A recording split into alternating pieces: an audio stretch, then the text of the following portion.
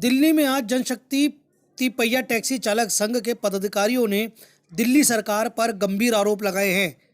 इन्होंने कहा है कि दिल्ली में जो 52,553 ई रिक्शा चल रहे हैं, उनमें से 52,280 ई रिक्शे की पिछले 2 सालों से इंश्योरेंस हुई है और ना ही फिटनेस हुआ है, जिसे सरकार को 182 करोड़ का नुकसान हो रहा है। अगर ई रिक्शे का एक्सीडेंट हो जाता है तो सवारियों को मुआवजा भी नहीं मिलेगा। जनशक्ति पार्टी तिपहिया टैक्सी चालक संघ के अध्यक्ष वीर सिंह चौहान ने बताया है कि पैडल वाले रिक्शों पर बैटरी और मोटर लगा देने से वह रिक्शा अवैध रूप से चलाया जा रहा है, जो पूरी तरह से इलीगल है। और इस रिक्शे की हाइट भी काफ़ी ऊंची हो जाती है, ब्रेक मारने पर सवारियां गिर जाती हैं, जिससे उन्हें काफ़ी चोटें आती हैं। इन तमाम बातों को लेकर अध्यक्ष वीर सिंह चौहान ने संबंधित मंत्री का इस्तीफे की मांग की है। जनशक्ति तिपहिया टैक्सी चालक संघ के महासचिव आनंद चौधरी ने बताया कि जब ई रिक्शा 1 लाख में आ जाता है तो इलेक्ट्रॉनिक रिक्शों को 3 लाख से ज़्यादा रेट में सरकार क्यों हमें थोपना चाहती है। आपको यही बताते हैं कि इन्होंने ये बताया कि सीएनजी गाड़ी की कीमत 2,14,500 के आसपास है।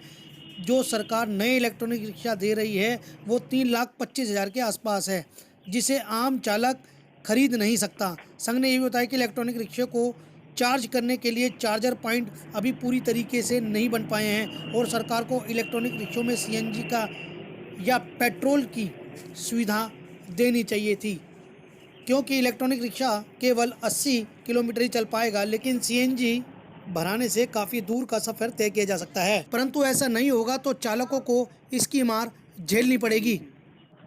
सर, क्या कहना है, आज फिर आप भाजपा कार्यालय आए हैं, किन मुद्दों के साथ आए और क्या आज चर्चा रही आपकी? आज बहुत ज़बरदस्त चर्चा है कि जो बैटरी रिक्शा दिल्ली में चल रहे हैं वो 92,553 है टोटल। 93 सर, वो जो चल रहे हैं रजिस्ट्रेशन वाले, विदाउट रजिस्ट्रेशन वाले जो हैं, और इसमें 52,280 की फिटनेस और इंश्योरेंस 2 साल से ख़त्म है।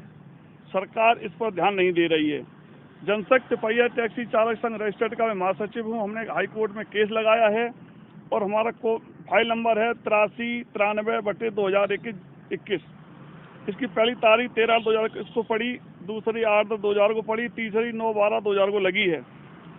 सबसे हैरानी वाली बात ये है कि ये बैटरी रिक्शा का जो है पासिंग, इसका रेवेन्यू 182 करोड़ 50 लाख होता है 2 वर्ष का पासिंग का, जो सरकार का राजस्व का नुकसान हुआ। दिल्ली सरकार बार बार कोई काम होता मोदी सरकार से पैसा मांगती है, खुद का राजस्व जो है सरकार का ये मारा घूम रहा है, इसको सरकार नहीं देख रही है। ये मंत्रियों को इस्तीफा देना चाहिए, ऐसे मंत्री जो ध्यान से नहीं देख रहे हैं कि क्या कर रहे हैं क्या नहीं कर रहे हैं। और सबसे बड़ी मुसीबत है कि अगर सवारी का दुर्घटना में मृत्यु हो जाए तो उसका इंश्योरेंस नहीं है, क्लेम कौन देगा। और 50,000 ऐसे रिक्शा हैं, पैडल रिक्शा जिन्हें मोटर लगा के बैटरी लगा के जो अनलीगल तरीके से चल रहे हैं, दिल्ली पुलिस की मेहरबानी से उनसे महीना लेकर के। और उनकी हाइट इतनी ऊंची है कि जब ब्रेक मारते कई बार सवारी गिर गई, हाथ पे टूट गई, मृत्यु हो गई, तो उसका कोई माई बाप नहीं, उस पर कोई नंबर नहीं है, कोई कुछ नहीं है। हर जगह जहाँ पे देखो आले टेढ़े वेढ़े लगे होते हैं और ये इनसे बड़ी भारी दिक्कत है। दूसरी समस्या जो केजरीवाल जी ने ये बैटरी रिक्शा लॉन्च किया है, ये 1 लाख का बैटरी रिक्शा 3,25,000 का बेच रही है सरकार। बताना चाहता हूँ कि दिल्ली में जो सीएनजी गाड़ियाँ हैं उनकी कीमत जो है इन्होंने 2,14,500 रुपये समथिंग है, जबकि जो नए ऑटो रिक्शा इलेक्ट्रॉनिक लाए हैं उसकी कीमत इन्होंने जो है 3,25,000 रुपये के करीब रखी हुई है। और उसी में के ई रिक्शा जो है चल रहे हैं वो भी इलेक्ट्रॉनिक हैं, वही सवारियां हैं, वही इंश्योरेंस है, वही पासिंग है, उनकी कीमत लगभग 1 लाख के आसपास है।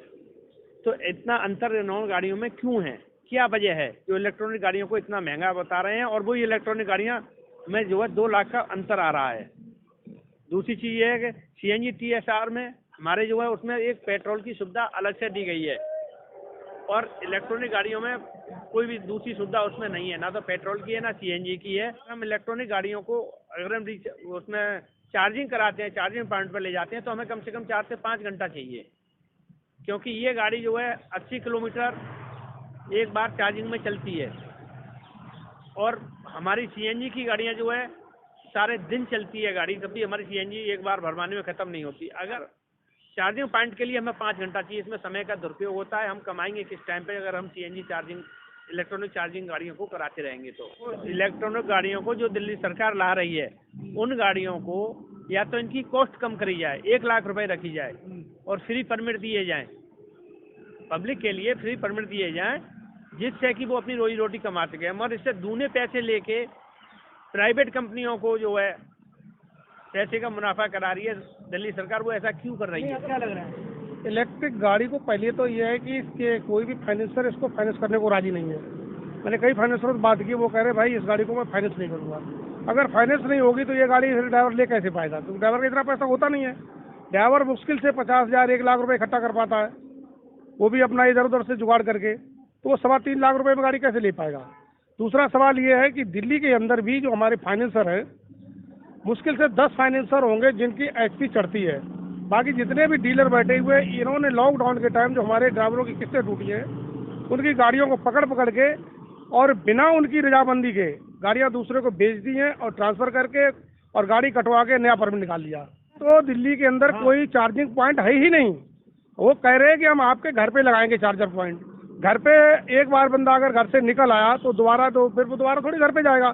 जैसे हमारे यहाँ संगम विहार में लोग रहते हैं, आप संगम विहार से अगर सुबह एक बार निकल आता है, फिर वो दोबारा घर जाने की उसकी हिम्मत नहीं है, क्योंकि जाएगा घर पे, रास्ता भी खराब है, जाम लग जाता है, तो दोबारा वो जा नहीं सकता है। तो एक बार चार्ज करके आएगा, 70-80 किलोमीटर अगर चलती है तो काफ़ी खाली भी चलना पड़ता है। सपोर्ट करो अगर एक बार वो कनॉट प्लेस आ गया तो कनॉट प्लेस से जा ही सकता वापस, इसके अलावा फिर वो कुछ नहीं कर पाएगा।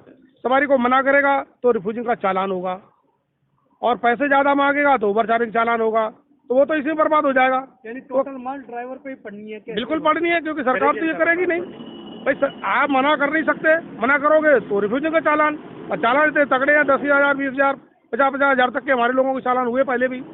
तो इससे मार ड्राइवर पे ही पड़नी है। सरकार को इसको सोचना चाहिए, जब तक आपके पास 200 किलोमीटर 250 किलोमीटर की व्यवस्था नहीं है, तब तक आप इसको वैकल्पिक व्यवस्था में रहने दें। अगर जिसकी मर्जी वो लेता, जबरदस्ती किसी को ना थोपा जाए। और CNG वाले ही, ये जो 4200 ऑटो जो बचे थे, ये CNG के थे। CNG का ही परमिट सुप्रीम कोर्ट द्वारा ये दिए गए थे। सरकार चाहे तो फ्रेश परमिट और खोल दे, ये तो CNG में कन्वर्ट करे। और मेरा ये भी कहना है कि सरकार जो बुकिंग कर रही है, ये बुकिंग गलत कर रही है। पहले ही सी जो लोग आवेदन दे चुके हैं, कम से कम उनको निपटाया जाए। जो लोग पहले आवेदन चुके हैं, वो अभी उनको सफल आवेदन जिनके थे, जिनके पास लाइसेंस बैच सब कुछ था, उनको पूरे दिए नहीं गए परमिट। अब दोबारा इन्होंने फिर वही सबूत छोड़ दिया अपने लोगों को देने के चक्कर में।